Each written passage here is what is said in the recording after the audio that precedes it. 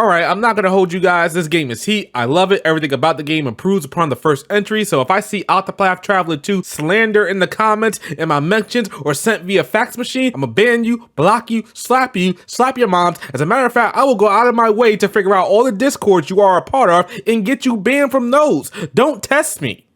Actually, you know what? Test me. I need to make some examples out of some of y'all. Okay, relax, I'm joking. I'm like 72% joking.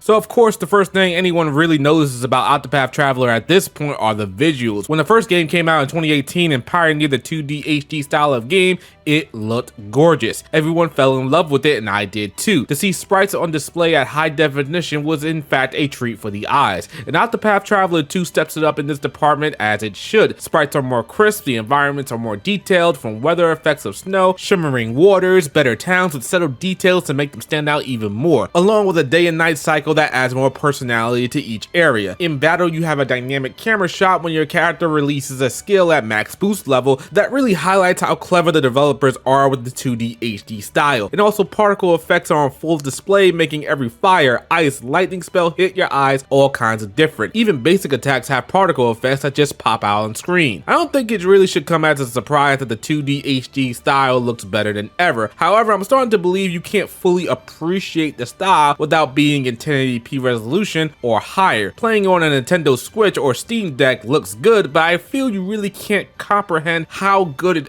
actually looks unless you're playing on a nice monitor or TV. And I don't know what this 1080p business is I'm talking about. We out here playing games at least 1440p or greater, 90 FPS or higher gang out here. So Octopath Traveler 2 plays out like the first game. You can choose one of the 8 characters to start out with and obtain the others in any which way you want to begin their story. And as you might expect, each character is quite unique and very entertaining to see play out their story. I can never pass up a good revenge story, so picking Throne as my starter was a given. Oswald is also seeking to avenge his family by the hands of a close friend. And I'm also interested in the Merchant Particio story to help make the world a better place by kicking poverty in the balls. And even Adnia's quest to be the best dancer there ever was puts me at the edge of my seat. The other characters have nice stories, but the ones I mentioned thus far are my favorites. So this kind of leads me to one of the biggest problems Octopath Traveler had with its first outing. The stories of the 8 travelers do not connect with each other, nor do they interact with each other during their own respective story.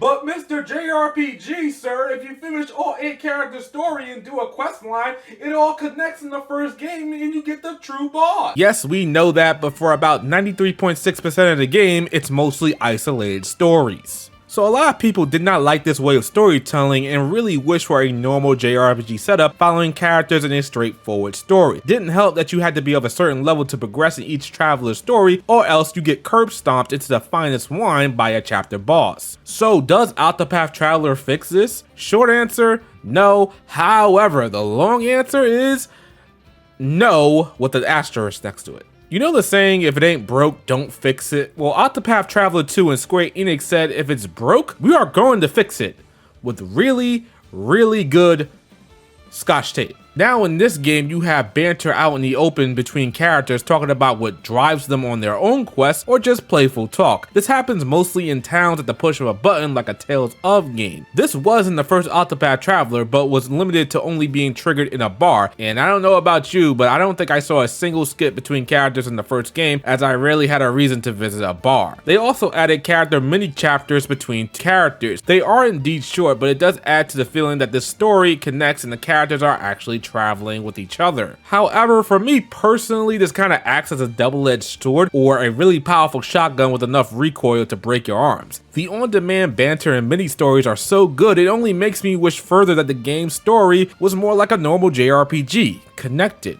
For the most part, the individual character stories still play out isolated, even when you have a full party. I mean, I know Throne is capable of taking care of herself, but when 3 hooligans are talking about having fun with her, I kinda can't help but wonder where the rest of my party members are during this moment to help her out. But before I keep going, have you guys hit the like button and subscribe to the channel just yet? If you haven't, take the time to do so right now if you like the content. Trying to get everything back up and running, so each like is really gonna help. So I appreciate if you already have hit the like button already, and if you haven't, well, you know what to do. Let's keep rolling. Anyway, the level story progression is a thing, so you won't be able to move on with the story unless you got a really good party or maybe even cheese method setup or grind to get to the recommended level. This was something that also turned off a lot of people from the first game, as they thought they had to grind a lot. I don't believe Octopath is made to play one character story in succession, but to proceed to other characters and areas within the same level as you currently are. However, I'm not gonna lie, it is sometimes troublesome when all I want to do is proceed with Throne's story to see where a quest takes her next, or how Particio is going to gather money, or hell, even see Atnia dance around MMD style shaking her peaches. Wait, what?